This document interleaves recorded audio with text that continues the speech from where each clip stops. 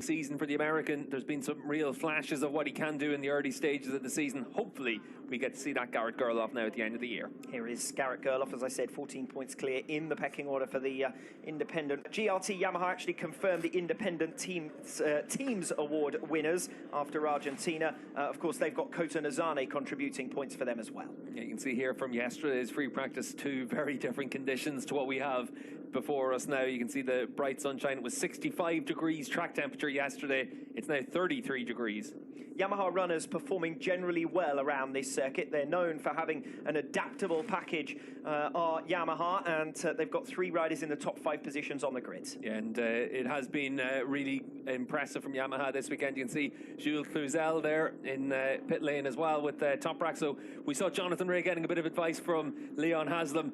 Jules Cluzel is just after coming back in from the end of that Super Sport race, so that's about as up-to-date as it gets for Toprak. Yes, nice and tropical as well by the looks of it for Jules Cluzel. Pools that they've set up at the back of the pit garages. A couple of umbrellas up in pit lane, as you can see. We've already seen shots of the spectators with their ponchos on, but they've been very rain-averse in this build-up so far to this World Superbike race. We just had some information from Anthony, our pit reporter, as well, that there are some spots of rain falling in pit lane. Up in the commentary box, I can tell you that we have both got smiles on our faces. This is going to make for something really interesting, and that's more than spots of rain. I tell you that we can see there it's driving down, and it's actually now slashing against our commentary box window also. Yeah, just looking down at pit wall as well. It's a concrete walkway down there, and that has now gotten very wet at this stage as well, so it is coming down heavily at this stage. We saw Alvaro Bautista go out on the full wet weather tyre, and certainly what we saw earlier in the season, if you think back to Aragon, where we saw the intermediate tyres work to really good effect for riders. It'll be interesting to see what tyres these riders opt for, because if it does tend to come in as a heavy downpour now, it is going to be a real challenge for those intermediate tyres. But if it stops raining, it could dry quite quickly. In the Supersport race, it dried very quickly, and it didn't rain for very long either.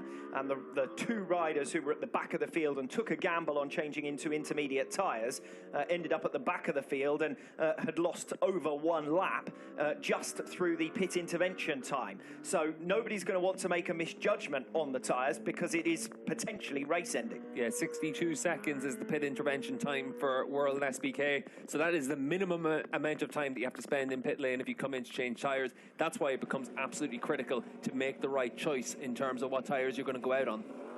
Scott Redding then about to make his way down pit lane on the number 45 Ducati. Redding, of course, with a strong recent run, 10 podiums in the last 12. A bit of a maths game, this one. He'd be the championship leader now on points. He really has had regular front-running pace, Redding. Those 2 rounds in particular, though, and a couple of missed opportunities elsewhere as well, ruling him out of the running for the championship. He's 3rd in the standings. Just looking outside our commentary box window on the front row of the grid, Jonathan Rea's teammate Alex Lowes is out there, so he's going to be there to give Jonathan a little bit of his perspective about what it is right now. As it is, the rain is coming down heavier and heavier as Toprak Razgatlioglu leaves the pits to make his way to the grid.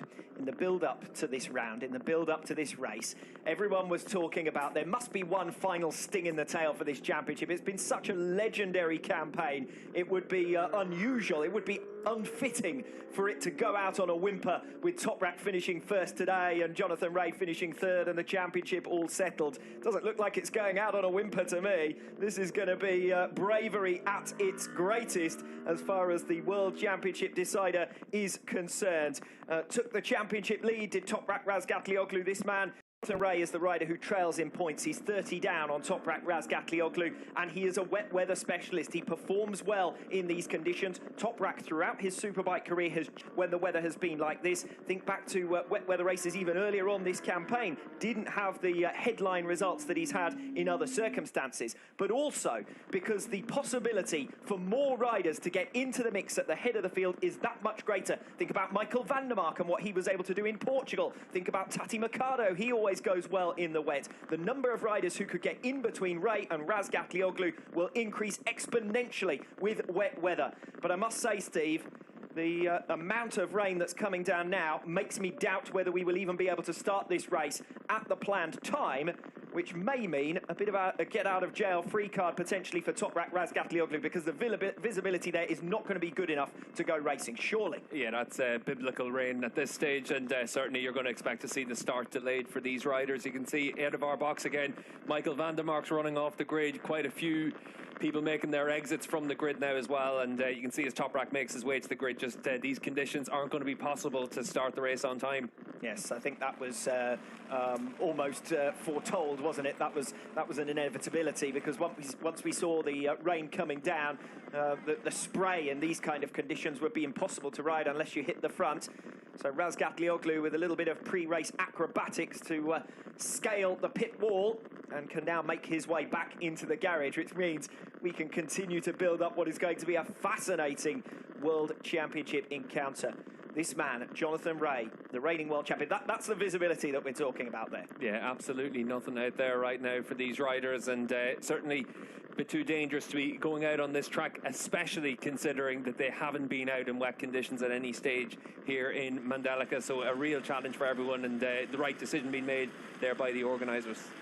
Everyone making their way back to the pit boxes. We saw this for the support class, the Asia